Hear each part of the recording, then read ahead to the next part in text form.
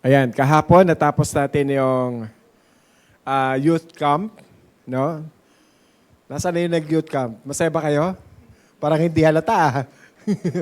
O, gusto nyo ba mag-testimony? You want to hear their testimonies, experience? Okay ba? O sige, tawagin natin. Who wants to volunteer? Oh, binolunteer na si JM. Asa si... Alright, can I call you JM? Sige, very quick lang, 2 minutes. Alright. Ang hina ng palakpak nyo kaya ayaw pumunta kagad Yun, oh. Alright. Very thankful ako kay God sa opportunity na maka-attend sa National Youth NYA ng Word for the World.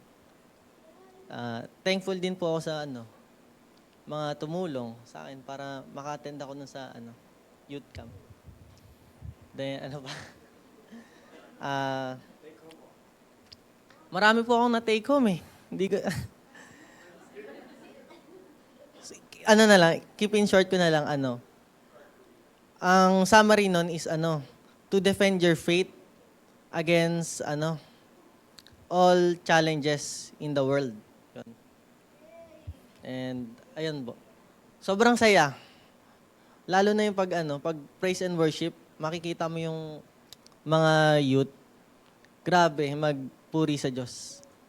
Nagugulat ako, isa na rin ako dun sa nagpupuri sa Diyos na grabe. Thank you, Lord po.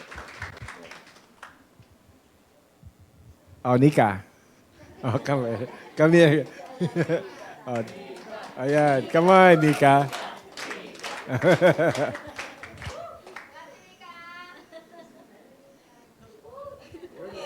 Good morning po. Tago. Sira yung shoes ko, magtago ako. Medyo may kahabaan po yung testimony ko. Good morning, church. Sa mga nakakakilala lang po sa mukha ko, ako po si Mika, 19 years old. Oh, ang daming basher. Ayan. Nakakabahan ako. So magpapakilala po muna ako personally. Yung kwento po ng buhay ko, yung iba po. So bata pa lang po kami, before pa mag-aral sa school, dinadala na po kami ng Lola Doti namin sa Christian Church. Ang kinalakihan po naming church ay yung WWCF Malabon. Nung bata po ako, elementary days, ramdam ko po na hindi po ako kikay-kikay talaga. Hindi ako girly. At kinukwento po sa akin ng mami at daddy na ayokong pumasok sa school kasi nakapalda. So ginagawa po nila, sinusuotan muna ako ng basketball short bago nila ipapatong yung palda ko para pumayag akong pumasok sa school.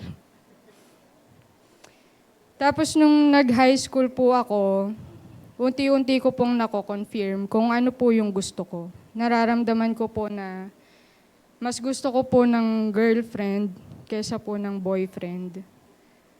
Iritang-irita po ako sa mga lalaki. Kahit po yung mga friends namin na yung mag-aakbayan, yung words ko pa noon na mukawakan, kinikilabutan ako. Kasi ayoko po talaga sa physical touch po ng lalaki. So, fast forward po, nagkaroon po ako ng mga karelasyon na babae. Never po ako nagkaroon ng karelasyon na lalaki po. Yung pinakamatagal ko pong relationship, umabot po ng 12 years. At we broke up po nung 2024 lang. Tapos, ito pong si 12 years, hinaaya ko siya mag-church. Sa Christian church. Pero kahit anong aya ko sa kanya, ayaw niya magsimba. Pero alam niyo po, hindi ko pa pala talaga alam noon yung ibig sabihin ng Kristiyanong born again. Akala ko simba lang, akala ko religion siya. Yun po yung akala ko dati. Tapos yung pinag-pray ko pa, di ba? Lakas ko. Pinag-pray ko pa na gusto ko ng magka-jowa ng Christian. Pero babae pa rin yung gusto ko. So fast forward po, nung naghiwalay kami ni 12 years, may nakilala po akong babae na Christian na po. So, syempre sa isip ko parang, wow, ginrant ni Lord. Ginrant ni Lord na gusto ko ng Christian na jowa.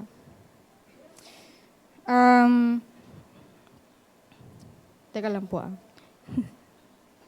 So, ayun, dahil Christian siya, akala ko, yun na yun. Akala ko kahit paano, okay na kasi pareho na kaming Christian. Pero habang tumatagal po, sobrang daming pagsubok po sa relationship. LDR po kami, long distance relationship. Sa Baguio po siya, ako po sa Marikina. Tapos nung tumagal po kami, nag-aayaan na kami magsimba. Sisimba siya doon, tapos ako sisimba ako dito. I-share namin yung, mag-share kami sa isa't isa, ano naging topic nila sa service nila, tapos ano naging topic natin dito sa service natin. Tapos one time po, yung preaching ni Pastor Lovie, nabanggit niya yung spiritual fasting. Tapos po, pinaisip sa akin ni Lord na hindi kami pwedeng ganto permanently. Hindi kami pwede maging magkarelasyon habang buhay. Nag-ask po ako ng guidance kay Lord na paano ko siya sasabihin dun po sa girlfriend ko. Sabi ko, Lord, paano ko sasabihin sa girlfriend ko na darating yung time na kailangan namin maghiwalay? Natatakot ako magsabi kasi ano po siya sa aming dalawa, siya yung mas makapit sa relasyon. So siya yung, kumbaga, mas love niya ako. Mas mataas yung love niya. Natatakot ako magsabi. Pero habang nag-iisip ako, sabi ko, Christian siya, so hindi imposible na alam niya yung bagay na to. May idea siya sa gantong bagay. Tapos, kahit hindi ko pa siya tuluyan na pa-process, inask ko siya agad, minessage ko siya na paano kung dumating yung time na kailangan natin maghiwalay para kay Lord. Nagulat ako sa sagot niya na sabi niya agad-agad, hindi matagal yung reply. As in, ang bilis niya mag-reply. Sabi niya, kung para kay Lord mo yan gagawin, hindi kita pipigilan. Papakawalan kita basta para kay Lord. Pero, hindi pa rin kami naghiwalay. Maraming beses po kaming, although maraming beses kaming hiwalay, balik, pero hindi po si Lord yung nagiging reason. Pero yung last time na naghiwalay kami, hindi po dahil kay Lord din, kundi dahil po sa away. Pero this time po, ayoko na po maging in denial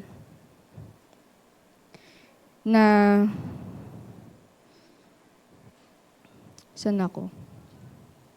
Ayoko na po maging in denial na kailangan namin yung isa't isa para magbago spiritually, para lumago spiritually. Kasi kahit anong sabihin po namin, alam po namin pareho na nasa maling relasyon po kami. Itong last time na naghiwalay po kami, nag-pray po ako kay Lord. Talagang nag-pray po ako kasi gusto kong bumalik ulit. Gusto ko pong bumalik ulit. Pero ano na po malakas na po yung conviction. As in, ramdam na ramdam mo na. Yung talagang ang kapal na lang ng mukha mo kung hindi mo pa siya susundin. Gusto mo, pero talagang may pumipigil. So, hindi ko na po pinalagpas yung chance na to na hinuhugot na naman ako ni Lord sa maling sitwasyon. So, ano pong connect nito sa youth camp na inatenan namin? Before camp po, may sinend po sa amin si Kuya Jong na do's and don'ts sa camp, ano mga pwede at bawal dalhin sa camp. So nabasa ko po doon na meron pong water baptism. Na-realize ko po yung timing ng Lord sa buhay ko. Kasi isa po sa mga prayers ko talaga, sabi ko, Lord, sana po pag dumating yung araw na mababaptize po ako, sana po wala na po ako sa same-sex relationship. Gusto ko po maging buo para po kay Lord. Sinagot po talaga ni Lord yung prayer.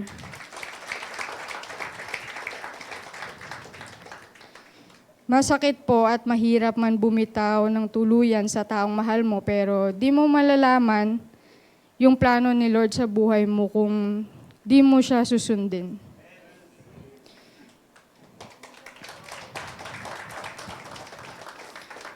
Pero yung kapalit po ng sakit na yon, kalayaan po at kapayapaan po sa puso ko. Sabi po sa Romans 8:18, "For I consider that the sufferings of this present time are not worth comparing with the glory that is to be revealed to us." It's like yung pain na nararamdaman natin ngayon, it cannot compare to the joy that is coming. At isa po to sa tinalakay sa camp. Yung title po ay, "Can I Trust God's Plan? Wrestling in Doubt and Disappointment." We need to trust our God's plan kahit na sa mata at pakiramdam natin ay imposible, dahil sa Diyos po natin ay walang imposible. And gusto ko lang din po mag-thank you ng super thank you sa aking Ate Gladys. Dahil si Ate Gladys po, mula first day namin dito sa church, hindi po siya tumigil na i-reach ako para ma-disciple po niya, para mag-guide niya kay Lord. Kung hindi po dahil kay Ate Gladys, hindi po lalalim ng ganito yung relationship ko kay Lord. Although sinasabi natin na kanya-kanyang battle yan personal. Kumbaga, tayo lang sa sarili natin yung kailangang magkusa kung pipiliin ba nating piliin si Lord palagi. Pero hindi ko po yun magagawa kung wala pong magme-mentor sa akin na Ate Gladys po. And lagi po ako nagpapasalamat nagpapasalamat kay Lord sa buhay ni Ate Gladys and ni Kuya Jong po, at sa buhay ng bawat isa po na nandito sa church. At yung kanta po kanina natin, yun po talaga yun na I have decided to follow Jesus and there's no turning back. Thank you po. Ito ka muna, pray tayo. Ito ka muna, Mika. Pag-pray natin siya. Come on, church. Ito natin yung kamay natin and bless her. Panginoon, salamat, Lord, sa aming kapatid, Lord, na nagdesisyon. Lord, ikaw ang kanyang pinili kaysa sa ang kanyang sariling kagustuhan. Hindi po madali ang kanyang naging desisyon, pero tinulungan mo siya at tinuruan at binigyan mo siya ng matapang na desisyon upang ikaw ay sundan, upang ikaw ay pakinggan. At this time, Lord God, we pray, ikaw po yung mag-saturate ng kanyang buhay, ng kanyang puso, ng kanyang isip. Ikaw ang tumulong sa kanya sa journey ng kanyang buhay. This is a new life, a new beginning for her. And we pray, Lord God, na ikaw ang Diyos na sumama sa kanyang journey, Panginoon. Not whatever temptations, Lord, na dumating somewhere along the way, Lord, ang inyong mga salita, ang inyong mga ipinangako, ang kanyang mga pinanghawakan at ang kanyang desisyon, hindi kailanman mababali. Dahil ikaw ang Diyos na kanyang kalakasan. Ikaw ang Diyos na kanyang kaligtasan. Ikaw ang Diyos na kanyang piniling maging kanya. At ikaw ang Diyos na kanyang pinili upang sambahin. Salamat, Panginoon. Dahil pinalaya mo na siya, Panginoon. Salamat, O Lord God. We give praise, we give glory in Jesus' mighty name we pray. Amen, amen. Thank you, Lord. Hallelujah. Come on, church, palapakan natin ang Lord. Woo!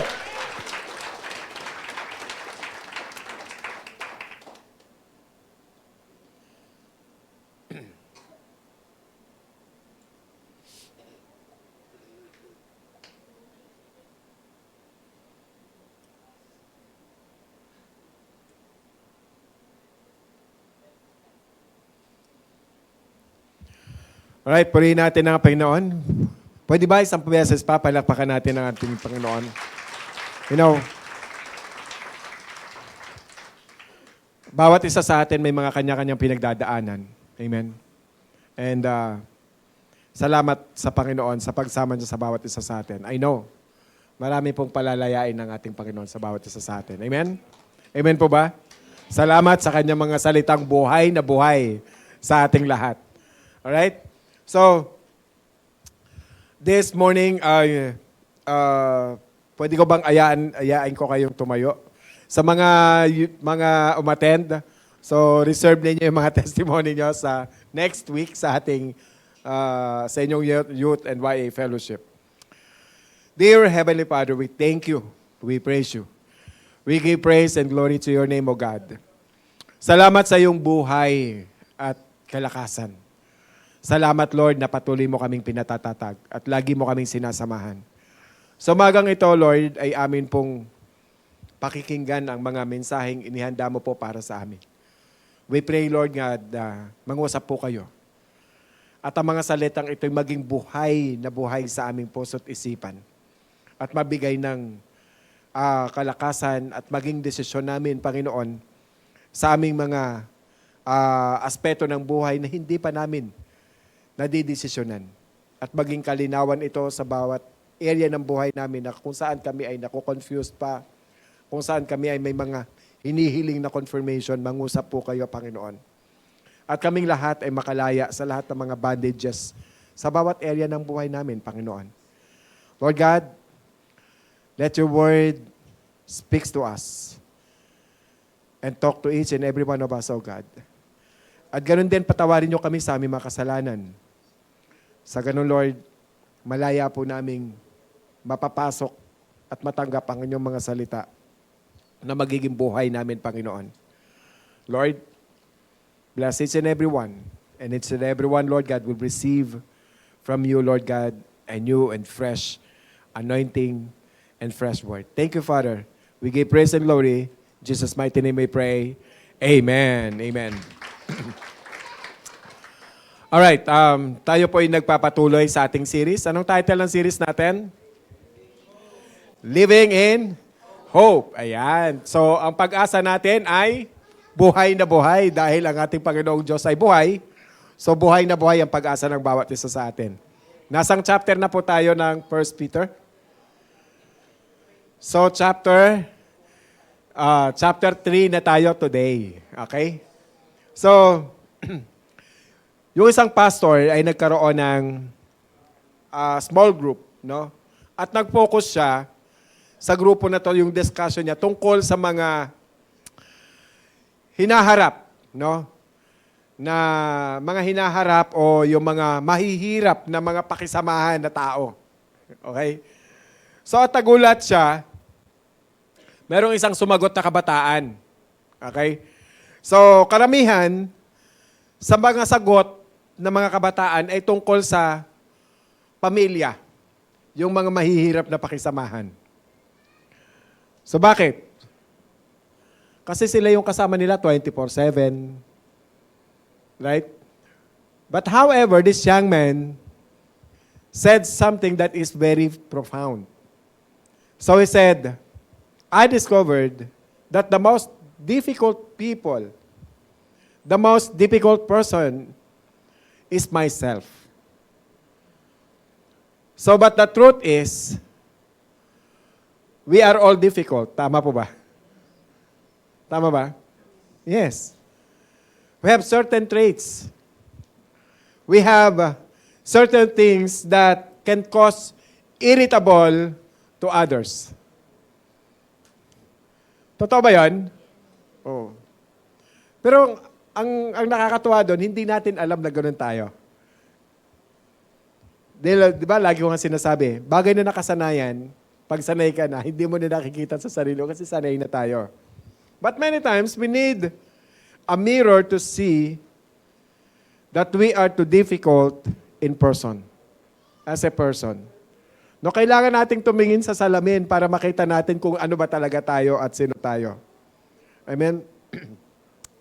So, today, I'd like to share to you ang inihanda ng Panginoon para sa atin.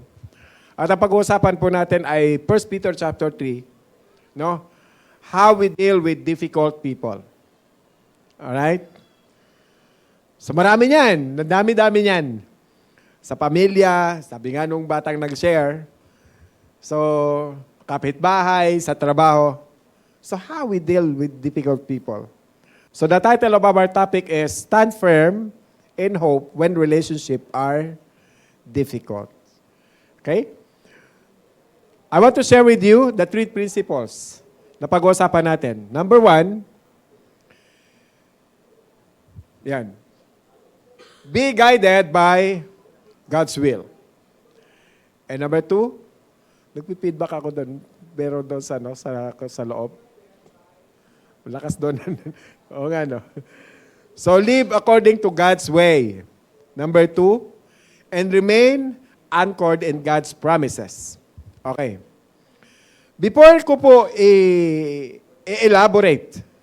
on this verse, sa first verse ng chapter 3, I want you to notice the introduction of first sentence ng verse 1 ng chapter 3. Anong sinasabi dito? Ayan. Ang sabi dito, pakibasa nga po yung naka-highlight. In the same way. Ano pong ibig sabihin nito? In the same way. You will notice the context of 1 Peter 3 has to do with a difficult people. So, question, what is God's will? And what is God's way in dealing with difficult people? So yan po, pag tinignan mo, parang pareho lang. But every time we see this word the same way, so titingnan po natin yung mga previous verses. Alright? Sabi doon sa 1 Peter chapter 2 verse 18, servants, pwedeng pakibasa natin, sabay-sabay, 3, 2, 1, go.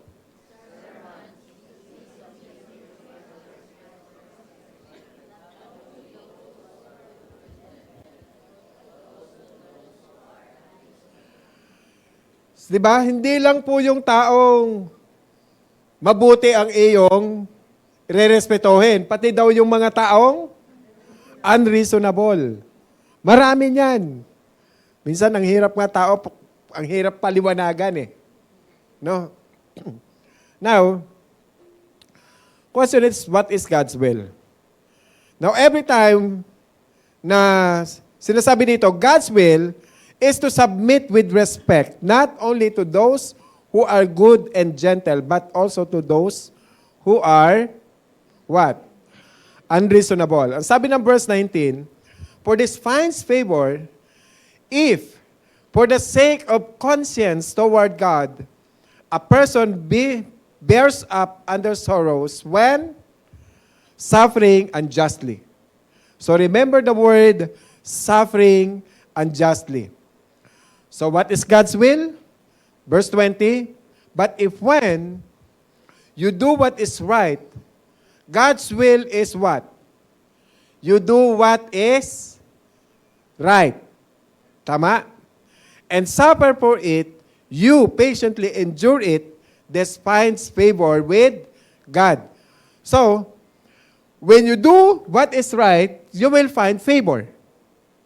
Amen? So notice, this finds favor. So, the word favor is the word from the word of grace. So you experience grace with God. Each and everyone we experience grace from God. Amen? Amen. So, what is God's will? Maniwala ka man po o sa hindi. God's will is not for us to revolt. No? Yung makipagbuno, makipagtalo, it's not for us to fight. No? God's will is for us to learn and to live with difficult people. Alright? By respecting to them, by submitting to them by the heart. Alright? So the model na pinagtitiwalaan natin dito is sino? Si Jesus. Remember, In the same manner, sa verse 21, sabi dito, for you have been called for this purpose. Ano sabi? Yun, tinawag po tayo para sa ganitong purpose. Since Christ also suffered for you, leaving you an example for you to follow His, His steps. So sa madaling salita, sinasabi ng Bible sa atin na ang model natin na si Jesus, ang buong emphasis ng verse na to, sa verse 22, sabi niya, Jesus committed no sin. There is no deceit, even from His words, nor was only deceit found in His mouth. Imagine, pinako, pinahirapan, sinaktan. Kaya siya yung pinaka-model natin. Now, pero hindi siya umimik. Okay? We live a perfect life. Amen? Now, pero, si Jesus, isang perfect, meron siyang perfect na buhay, and yet, He suffered for us. Why? The bigger picture when it comes to suffering is to realize in the pursuit of God's purpose, there are many times when you need to suffer. Alright? Sa verse 23, sabi niya, then while being reviled, He did not revile in return. While suffering, He uttered no threats, but kept entrusting Himself to Him who judges righteously. Sino to? Nakatuon lang ang kanyang attention at focus sa kabila ng kanyang nararanasang hirap at sakit, sa Panginoon. Amen? Doon lang siya. So, ganun din tayo ang tinuturo sa atin ng Panginoon. Well, may tanong po ako sa inyo. To understand God's will when it comes to living with difficult people, has it ever entered in your mind that when you and I live with difficult people, could it be that God is using them, to transform your character? Tama ba? Tama po ba? Has it ever entered in your mind that God is using them to enter in order to accomplish His purpose in your life, through your life? Amen? O sino dito lagi ang kala mo lagi merong wrestling doon sa loob ng tahanan? Meron laging hindi mapagkasunduan. Walang bibigay, walang susuko. Patibayan kung sino ang manalo. Bali taktakan. Ang ending, magkatalikod pag natulog. Di naman. Okay? So, you see, God's will is often counterintuitive. It's not easy. Sa totoo lang, it's so really hard to be with difficult people. Tama ba? Yes. Pero tinuturoan tayo ni Lord dito ngayon. Amen? Okay, halimbawa, sabi ng Bible sa atin, kung gusto mo daw maging leader, ano kailangan mo gawin? Sabi ng Luke 22 to verse 26, sabi niya, God says, kung gusto mo maging greatest, sabi niya, be a servant.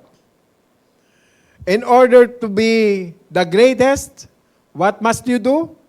God says, be the last. So, di ba sinasabi nung sinasabi dito? One who is the greatest among you must become like the youngest. And the leader like the servant. Ayan. So, ang totoong ibig sabihin pala ng leader is servant. Hindi pala sa boss. Hindi pala sa paruutos. So, how do you deal with difficult people? Okay. So, there are principles to stand firm in hope. No? When relationships are difficult, Una, di ba, be guided by God's will. So oftentimes, it is counterintuitive. Number 2, so live according to God's way. So ano yung pagkakaiba ng God's will at saka ng God's way? So halos magkapareho lang naman po ito. Pero anong ibig sabihin ng pagkakaiba? God's will and between God's will and God's way. So sa Book of Malakay, ang sabi dito, 2:16, sabi dito, I hated divorce. So sabi ng Lord yan. So para sa ilang mag-asawa, ang sasabihin nila, tiisin na lang natin ang isa't isa. Okay na lang. Pero, ang kalooban ng Diyos ay hindi lang basta magsama ang mag-asawa sa isang bahay. Tama ba? Pero may mga ginagawa na ibang mag-asawa na tinitiis na lang yung isa't isa para na lang sa mga anak. Ako lagi ko tinatanong dyan, sino ba ang naunang nagsama bago kayo magkaanak? Di ba yung dalawa? O bakit ngayon tinitiis nyo lang yung isa't isa? Di ba? So, gusto ng Diyos na tayo ay magkaroon or magpatawaran sa isa't isa. Gusto ng Diyos na tayo ay magmahalan sa isa't isa. At gusto ng Diyos na mag-asawa ay magtiwala at mag-enjoy sa isa't isa. Yan ang pagkakaiba ng God's will at God's way. Okay? Now, sabi dito, kaya ang sabi ng Panginoon, o sabi ng word sa Romans 12:2, sabi niya dito, sa bawat isa sa atin, and do not be conformed to this world, but be transformed by the renewing of your mind, so that you may be proved. Sabi niyo nga po, prove that the will of God is that which is good, acceptable, and perfect. Ang sabi ng Bible, huwag mong gayahin, huwag mong tularan ang paraan ng mundo. Sabi niya, be transformed. Okay, the word transform is from a passive verb. It's passive imperative. You allow yourselves to be transformed. How? By the renewing of your mind. So ang salitang transform ay mula sa isang passive verb. Isang passive imperative. Ibig sabihin, hinahayaan mong baguhin ka. Paano? Sa pamamagitan ng pagbabago, no? At pagpapanibago ng iyong pag-iisip. By the renewing of your mind. Kita nyo kung gaano kahalaga yung pag-iisip natin? Amen? So hanggat hindi nare-renew ang iyong isip sa pamamagitan ng pag-aaral ng salita ng Diyos, ang sabi ng Biblia, hindi ka tunay na magbabago kung alam mo lang ang kalooban ng Diyos. Alam mo lang, pero hindi ka nare-renew. Kasi kaya maraming nadideceive eh. Okay? Hindi lang nais ng Diyos na malaman mo ang kanyang kalooban. Ang nais niya ay sundin mo ang kanyang paraan. At upang maranasan mo kung ano ang mabuti, ano ang kalugod-lugod, ano ang ganap at kaloob ng Diyos para sa iyo. Amen? So, ang operative word sa Romans 12:2 is what? Prove. Yung prove. Yung may experience, you prove. Ipinaparanas, nararanasan, nakikita, may ebidensya sa buhay natin. Amen? So what the will of God is, good, acceptable, perfect, and you will know what is best for your life. Amen? So kapag hindi lang nakaalaman sa isip ang mayroon ka, kundi ito'y iyong sinusunod. Amen? Kasi marami naman tayo, alam lang natin eh.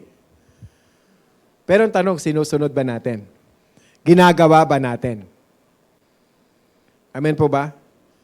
Now, tingnan natin yung word sa James. It's a very emphatic tong verse na to. Sabi niya dito, James 1:22, but prove yourselves doers of the word, and not merely hearers who delude themselves. No? Maraming Christian today, they listen to the message, alright? And that's all. Napakinggan lang nila.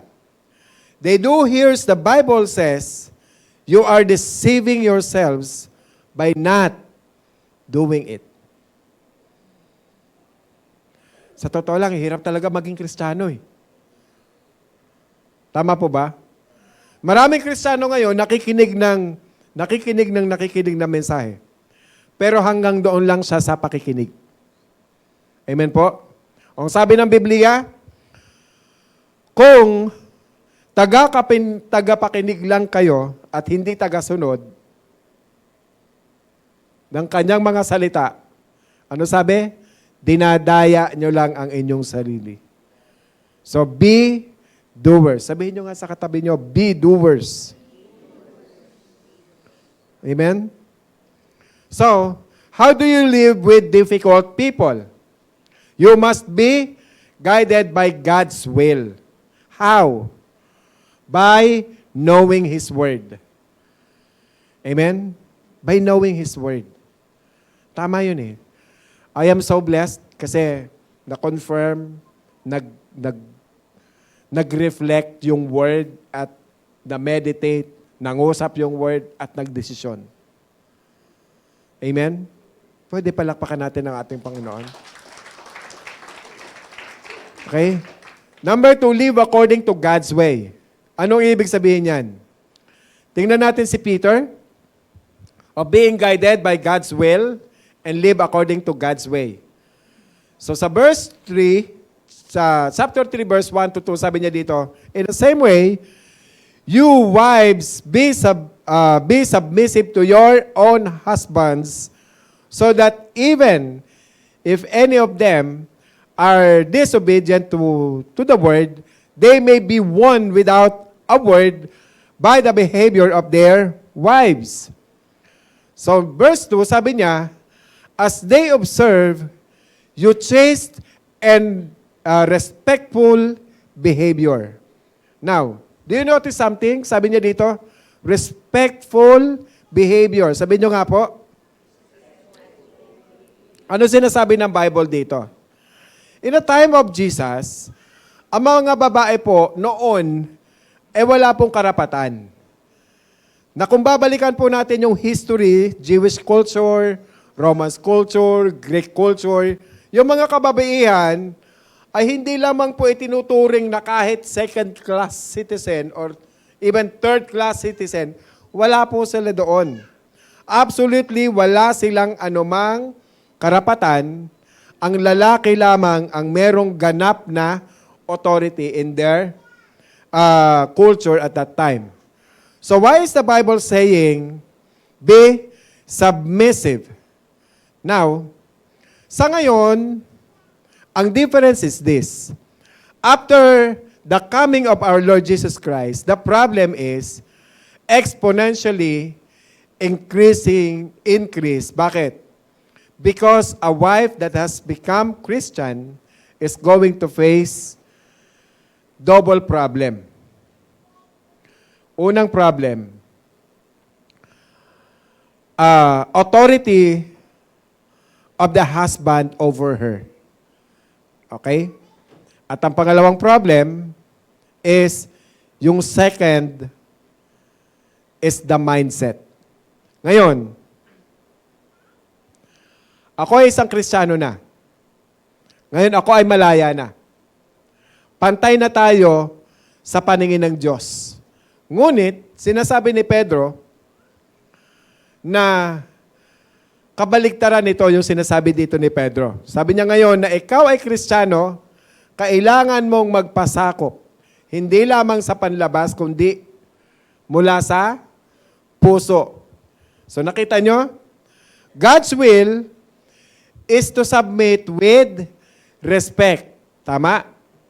So tandaan nyo po, submission without respect is not submission. At sabi ni Peter, kung manonotice nyo, be submissive to your own husbands so that even if any of them are disobedient to the word. So, ibig sabihin, hindi pa sila mananampalataya, kaya mahirap pakisamahan. Tama? So, magpapasakop ka sa kanila mula sa puso ng paggalang. Sila ay mapag-isa para sila ay mapag-isa sa pananampalataya. Kaya nga, that they may be one without a word. So ito yung sinasabi na kahit hindi mo sila i-evangelize, kahit hindi mo sila i-sharean sa word, yung paggalang at pagrespeto mo lang sa kanila, pagpapakita na magandang halimbawa, doon ba kukuha mo na sila? Amen? So, ang tawag natin dyan is silent witnessing. Ang reality ito. Kung ang isang babae ay patuloy na nagrereklamo at hindi nagpapakita ng paggalang kahit gaano pa niya pag-usapan ang kanyang faith kay Jesus, napakahirap para kay husband na lumapit kay Kristo. Tama po? But if a woman lead by example, what are the example? Remember the following? Sabi niya doon sa verse 2, as they observe your chaste and respectful behavior. Now, tingnan niyo po ito. Peter continues doon sa verse 3 and 4, sabi niya, your adornment must not be merely external, building the hair and wearing gold jewelry or putting on dresses. Hindi po sinasabi dito ni Peter na you are not allowed to fix your hair. Hindi po niya sinasabi dito na you are not allowed to wear jewelry. Hindi niya po sinasabi yon. But he says, what is even more important? Ano ba yung mas mahalaga? Verse 4, to let it be the hidden person of the heart with the imperishable quality of a gentle and quiet spirit, which is precious in the sight of God. So ang principles na ito, kung paano dapat unahin ng asawang babae ang kanyang asawa, ay pangkalahatang prinsipyo rin. Ibig sabihin, hindi lang sa pang-asawa niya, hindi lang yung asawa niya iniisip, ibig sabihin, pangkalahatang prinsipyo. Bakit mo ito ginagawa? It's to bless people. Bakit mo ito ginagawa? It's to set a good example. Na kung paano dapat tayo makitungo ang isang babae sa ibang tao. At ito ay ina-apply sa ating lahat. It applies sa ating lahat. Amen?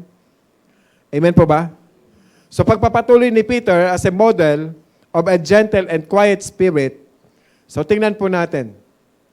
Sabi dito, sa lumang tipan, ito ay mga taong ang kanilang pag-asa ay nasa Diyos lamang. Pero sinabi ito, yung sinasabi dito ni Peter ay nasa Old Testament din, sa Psalms. Sabi dito sa verse 5, ng 1 Peter chapter 3, for in this way, in the former times, the holy women also, who hoped in God, used to adorn themselves, being submissive to their own husbands. And verse 6, just as Sarah obeyed Abraham, calling him Lord, and you have become her children, if you do what is right without being frightened by any fear. Question, kung makikita nyo dito, no?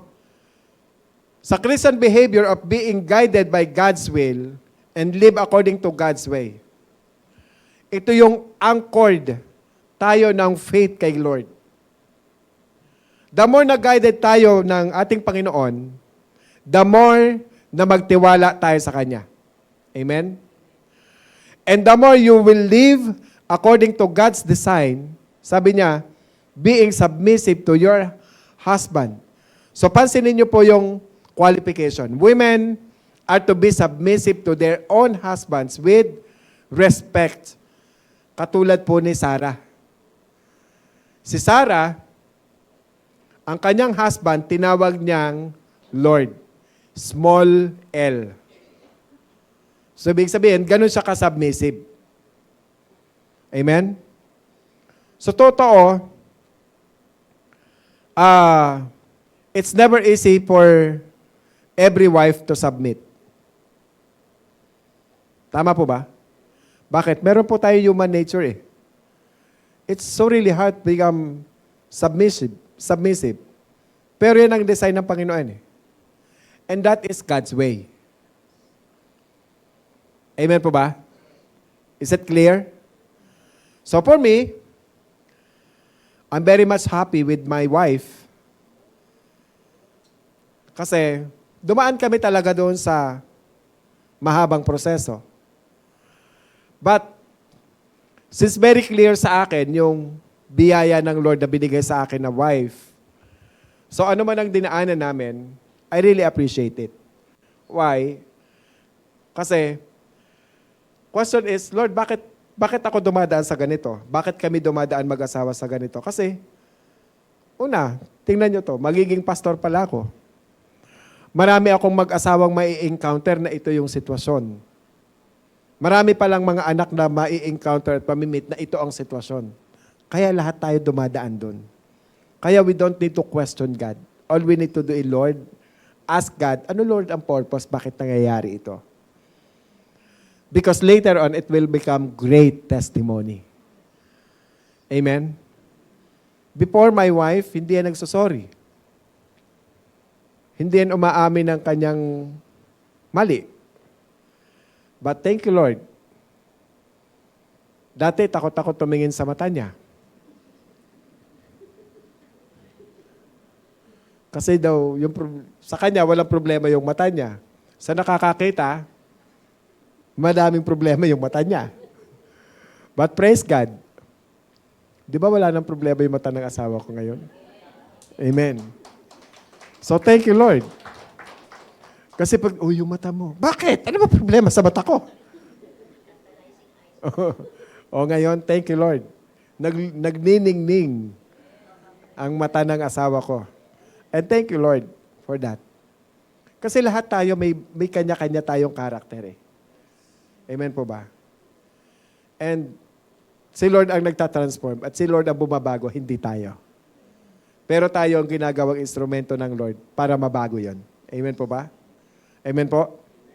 Now, sa verse 7, sabi niyo dito, ito naman, para sa mga kalalakihan. Kala nyo, mga babae lang ha. Yan, pagkakataon nyo na, mga wife. Sabi niya, you husbands, in the same way, live with your wives in an understanding way, as with someone weaker. Since she is a woman, and shows her honor as a fellow heir, sabihin, tagapagmana of the grace of life, so that your prayers will not be hindered. Ayan. Tandaan niyo po, mga husbands, wag po ninyong nating paiiyakin at pasasamain ang loob ng asawa natin. Dahil sabi dun sa dulo, it will hinder ang ating,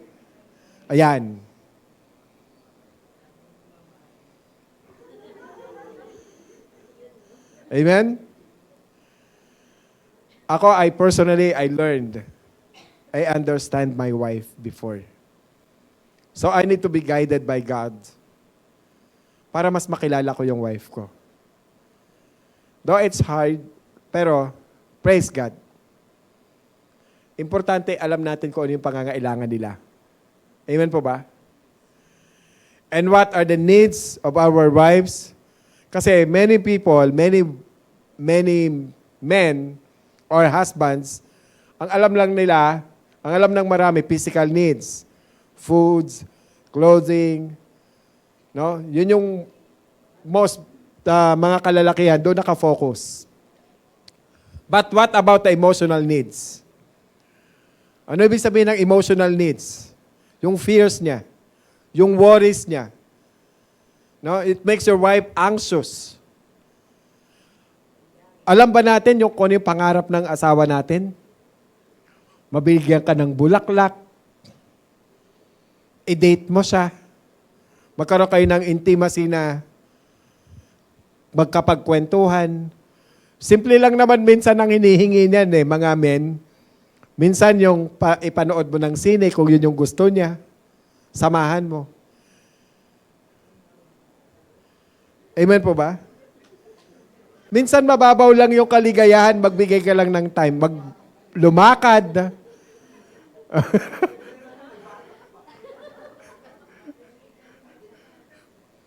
Amen po ba?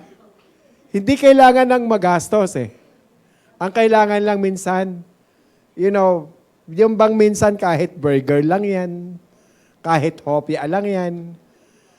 'Di ba? Oo nga. No? 'Di ba po? Sometimes, doon mo lang, yun lang yung, kumbaga parang yung small time na hinihingi niya lang sa atin. Amen? So, what about emotional needs? 'Di ba? Yan yun. So, bakit mahalaga ang spiritual needs? Importante dito, at ang pinakamahalaga sa lahat ng yan, yung spiritual needs. We need the foundation, which is yung spiritual life natin. Focus, and we have to really disciple our wives. Amen? Example, kapag ang isang tao ay hurtful, kung ang isang tao ay palaging balisa o nag-aalala,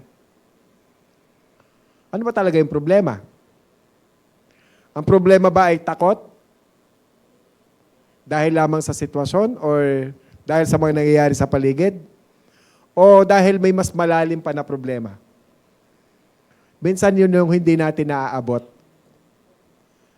Kasi minsan para sa lalaki, parang arte lang yan.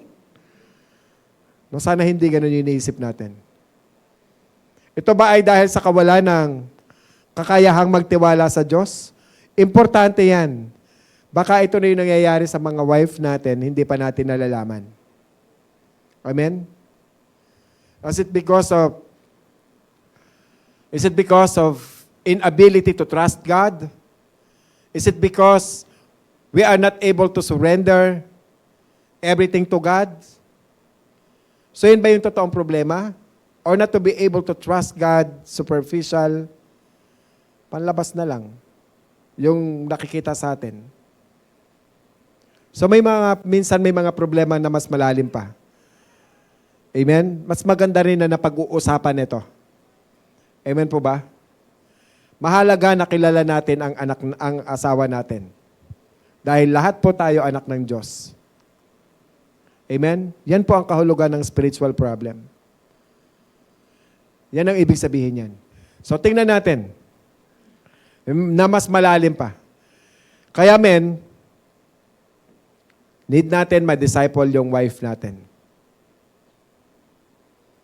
Amen, mga kalalakihan? May lalaki ba dito? Amen, mga katatay, mga husbands? Ang hina, parang Amen ba? Parang talagang mahina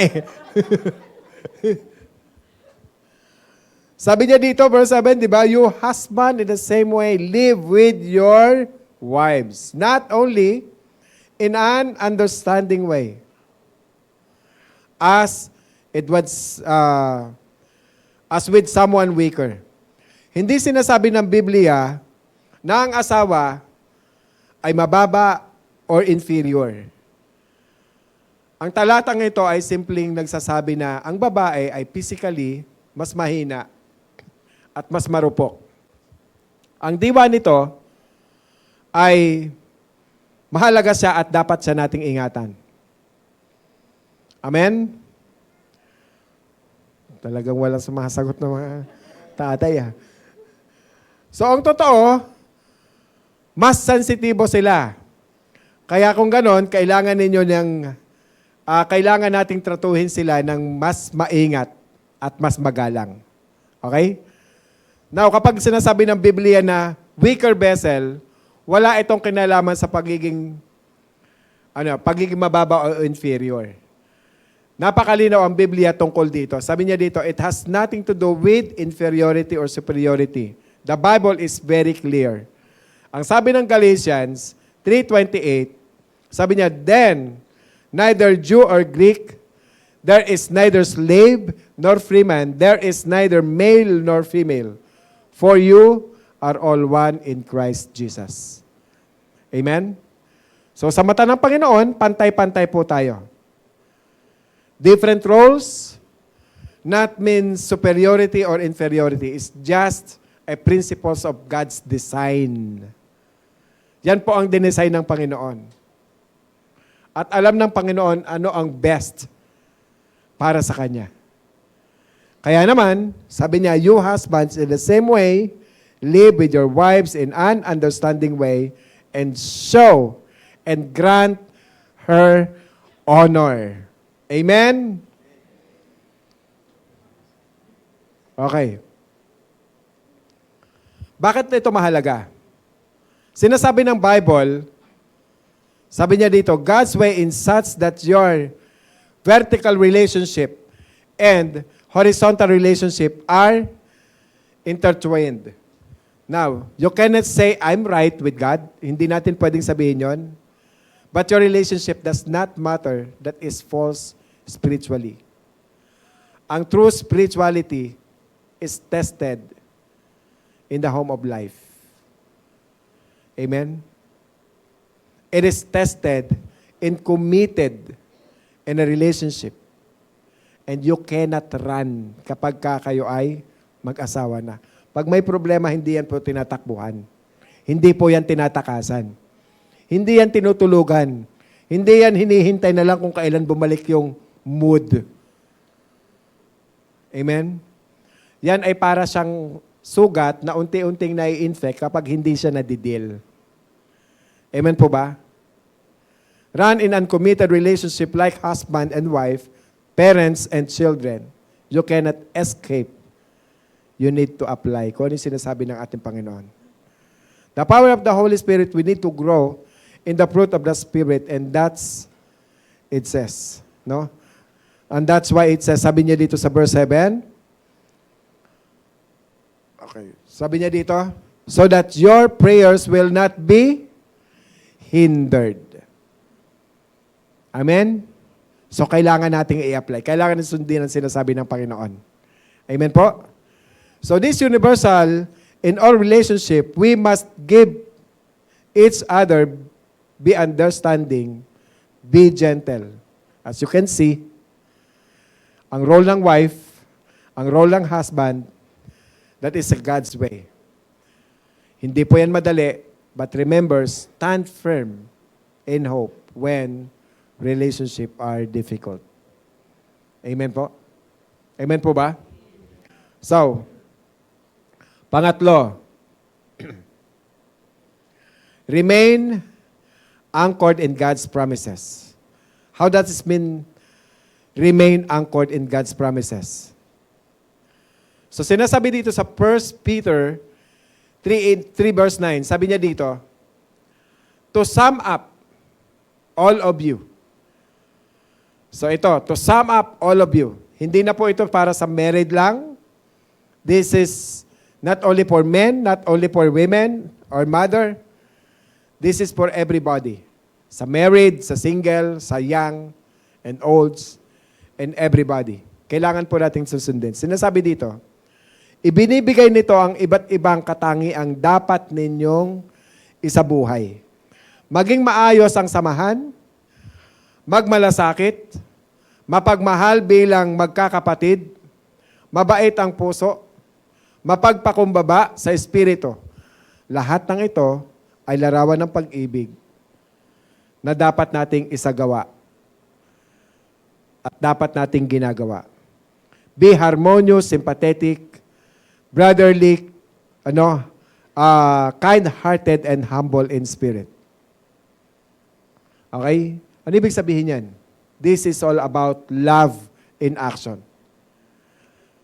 Okay? Ito yung wag nating gagawin sa verse 9. Ang sabi ng verse 9, do not returning evil for evil or insult for insult. Ito ang dapat gawin pagdating sa dulo. No? Ano sinasabi? But giving a blessing instead. Amen? That's all. Love in action. Yan po yung pag-ibig. When you remain anchored in God's promises, for you were called to the very purpose that you might inherit a blessings. Amen po ba? Lahat tayo tinawag para magkaroon ng inherit blessings. Agree? At sinasabi sa atin na ito ay dapat nyong gawin to inherit all the blessings. Ano yung blessings na to? Be guided by God's will. Live according to God's way. Remain anchored in God's promises. Amen? Remain anchored in God's promises is always linked with what? Obedience. Sundin natin. The blessings of answered prayers is also conditioned to what? Obedience. Amen? So, ang sinasabi ng Diyos sa atin, na ang blessings is always connected to obedience in God's way, in God's economy. You cannot separate God's blessing from obedience. Hindi pwedeng maghiwalay yon. Amen? It is very important we understand these principles. No? Now, sa verse 10, sabi niya dito, for the one who desires life to love and see good days. Now, anong gagawin natin in order to experience His promises? Promise of what? Sa promise ng life na pangako ng Diyos sa atin, promise of good days, promise of blessings. Ano kailangan natin gawin? Must keep his tongue from evil and his lips from speaking deceit. Sabi doon sa verse 10. Alright? Now, mula sa pagsasalita, ay naihahasik ang binhi. Tandaan nyo to. Mula sa pagsasalita, naihahasik ang binhi. Kung napapansin ba ninyo, yung tinatalakay dito, na kung ano yung kasalanan ng puso, lumalabas yan sa bibig. Bakit? Dahil sinasabi ng Biblia, mula sa bibig. Luke 6:45. By his mouth speaks from what which fills his heart. Lumalabas ang anumang pumupuno sa puso. Amen po ba? So ang bibig ay parang loudspeaker ng puso yan. At ang sinasabi ng Diyos, na bantayan mo ang iyong puso sa pamamagitan ng pagbabantay mo sa iyong bibig. Bakit? Lahat po kasi yan magkakaugnay. Lahat ng organs natin magkakarugtong yan. He must turn away, sabi ng verse 11, from evil and do good. He must seek peace and pursue it. Kailangan niyang talikuran ang masama at gumagawa ng mabuti. Ito ang kahulugan ng salitang pagsisisi. Kailangan talikuran natin ang lahat ng kasamaan. Tinatalikuran, nilalayuan. Whatever temptations, kailangan layuan.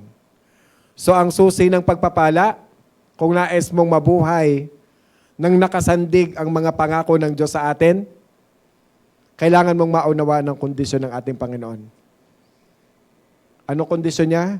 Pagsisihan natin lahat ng kasalanan bago dumaloy ang pagpapala. Amen? So hanapin natin ang kapayapaan sa pagsisikapan natin na ang mga salita ng Diyos ang talagang tunay na kumilo sa atin. At sa verse 12 sabi niya, for the eyes of the Lord are toward the righteous. Anong assurance na binibigay ng Diyos dito sa atin? Kahit ano man ang ginagawa natin, alam ng Diyos lahat yan. Walang naitatago sa Panginoon, kahit mag-isa ka lang. Kasi ang Holy Spirit, hindi ka naman yan titigilan eh.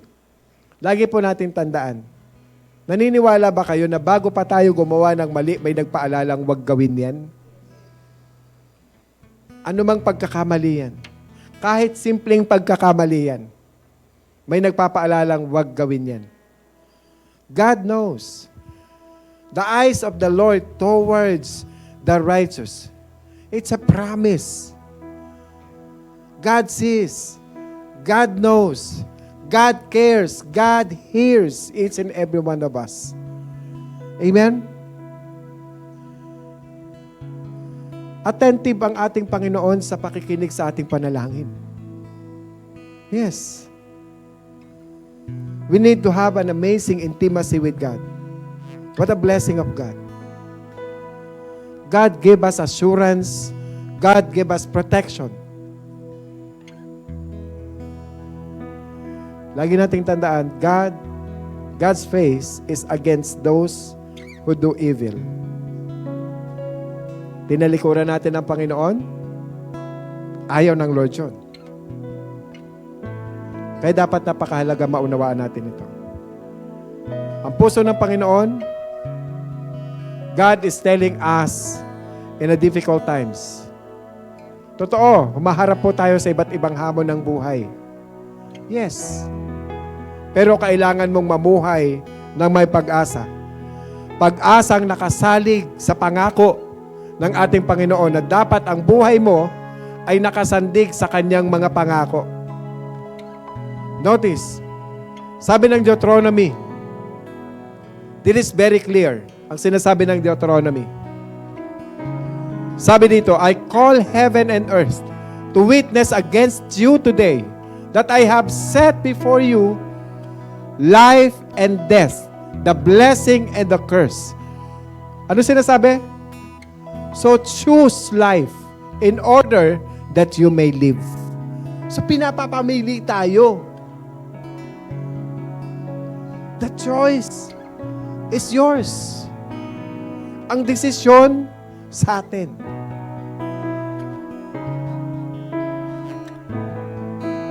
Ikaw at ako'y walang idea what is God's best. But you will never regret it kapag magdesisyon tayo.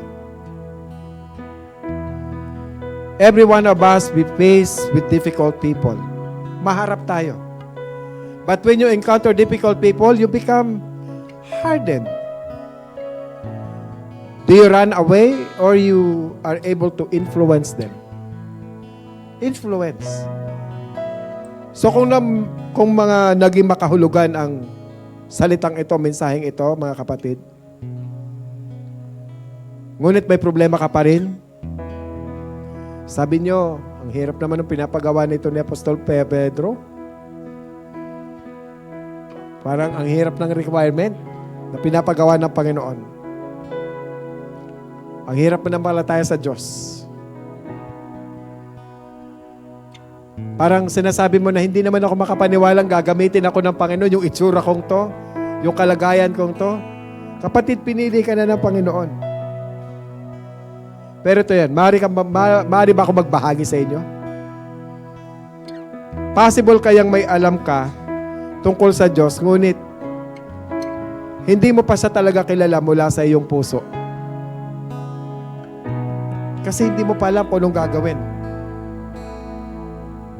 Nais ko ipanalangin kayo, mga kapatid.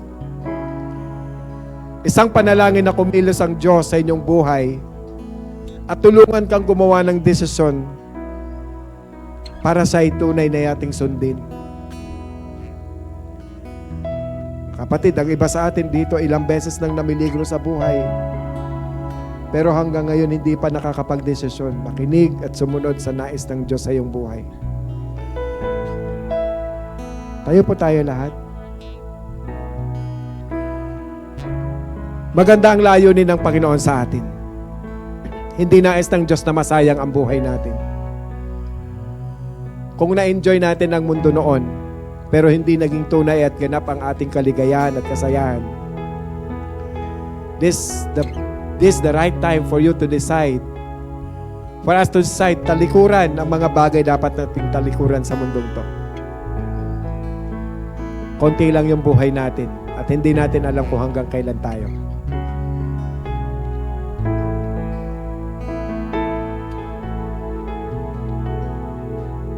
Tayo manalangin.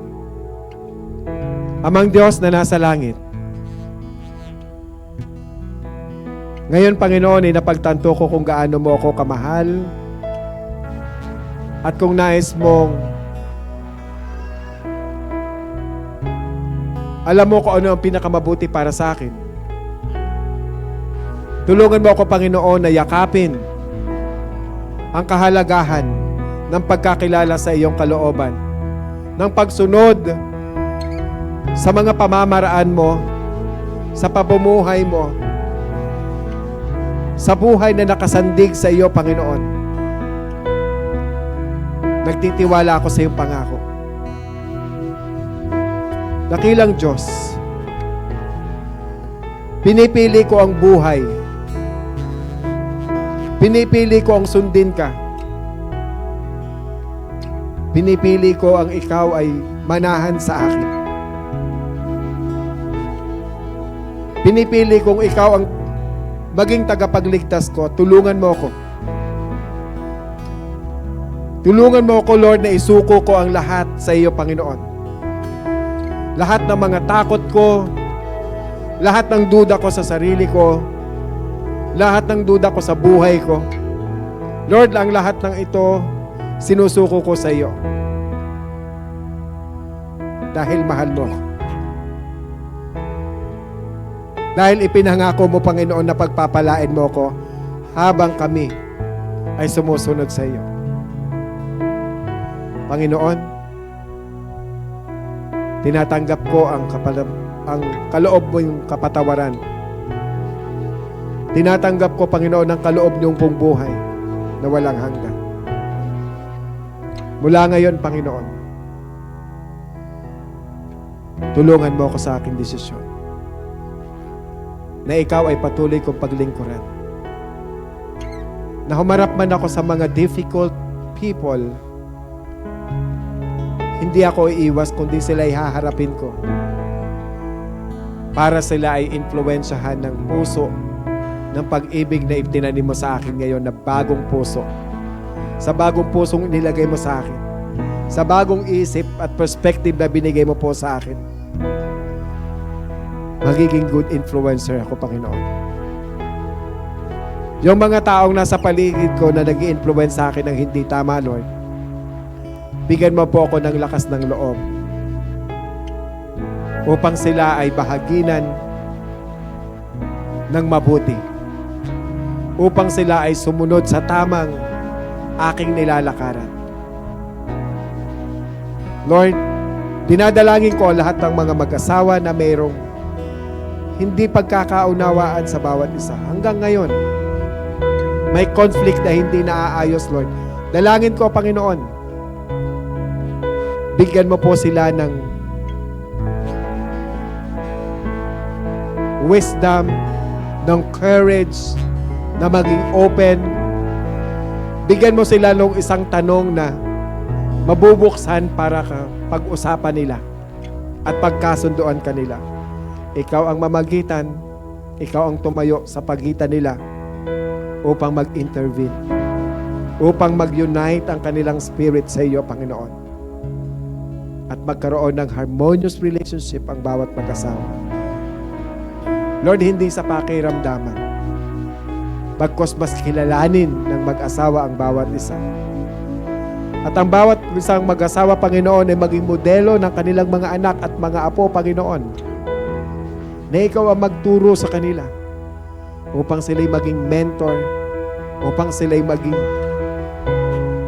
teacher, upang sila'y maging tunay at ganap na magulang, anointed na mga magulang, Panginoon. Lord, lahat ng mga nandito ngayon, maging sa mga nanonood sa online, Lord, Pagpalain mo po yung bawat isa. Abutin mo po ang bawat isa sa kanila. May problema sa communication, may problema sa relationship ng pamilya, Panginoon, may conflict, Lord. Ikaw yung magbigay ng lakas ng loob para sa bawat isa upang ma-reconcile ang bawat relationship ng bawat pamilya. Lord, salamat sa pangakong buhay. Salamat sa pangakong biyaya, Panginoon. Kami ay susunod sa iyo ayon sa iyong kalooban upang ikaw ay aming purihin, upang ikaw ay aming sambahin kasama ng mga mahal namin sa buhay. At kami ay malugod na magpupuri sa iyo dahil ikaw ang Diyos, ang aming Panginoon, author ng pag-ibig ng bawat isa. Love conquers all, sabi nga ng Bible. At ang pag-ibig na to, ito, O Lord, ang magbibigay ng unity in our heart. Thank you, Father. We give praise, we give glory. In Jesus' mighty name we pray. Amen and amen. You're invited. Every Sunday is an opportunity to encounter God's presence. Join us for worship, the Word, and fellowship. That's 10 a.m. here in our sanctuary. Don't forget to bring your family or friends. Let's gather every Mondays, Wednesdays, and Fridays and pray together. You can join via Zoom every 5 a.m. You can reach out to Brother Nemar or Sister Bing for your prayer requests. We strongly believe that God hears our prayers, and we also gather together as a whole congregation every first Friday of every month to pray for our church, nation, and the like. That's 8 to 9 p.m. here in our sanctuary. Want to be part of a circle who will pray for you as you do life together? Be part of an accountability group today. A safe space to share, learn, and strengthen your walk with God. Feel free to reach out to Kuya Jong and Gladys if you are interested.